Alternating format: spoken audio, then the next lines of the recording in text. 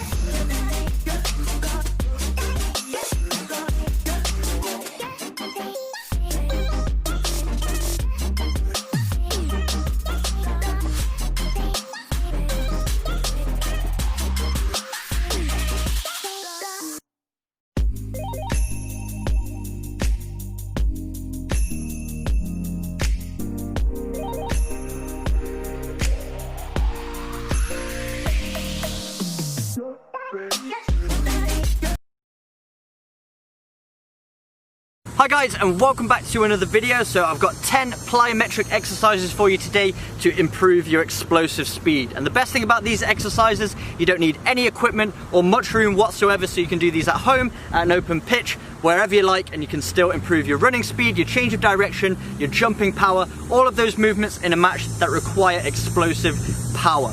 So we've got 10 in total. Let's get into the first exercise.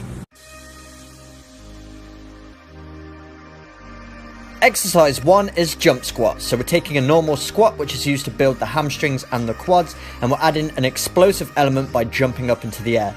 And as you can see, I'm cushioning my landing by bending the knees, and I'm putting my hands on my shoulders just to take away the momentum of my arms, which would usually use when jumping. Taking away this momentum puts even more stress on the legs, so you're building even more explosiveness, and also forces you to engage the core.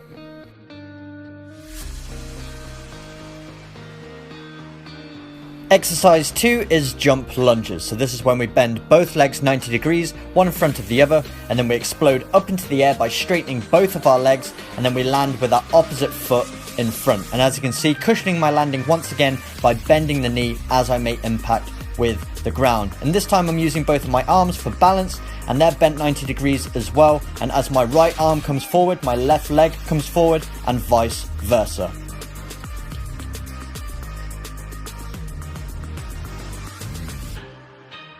Exercise 3 is lateral bounds. So this time we're working one leg at a time, bounding from side to side. So all our weight is going on a single leg. So really having to engage those hamstrings, quads and calves. And then our core has to be engaged as well to balance. And we're using those arms as well. So this exercise is really going to improve your change of direction, making you more explosive off the mark because you're loading one leg. So when you change directions, all the weight goes on one side. So we're replicating that in this exercise. So if you do this often, you're going to see yourself change the direction a lot quicker.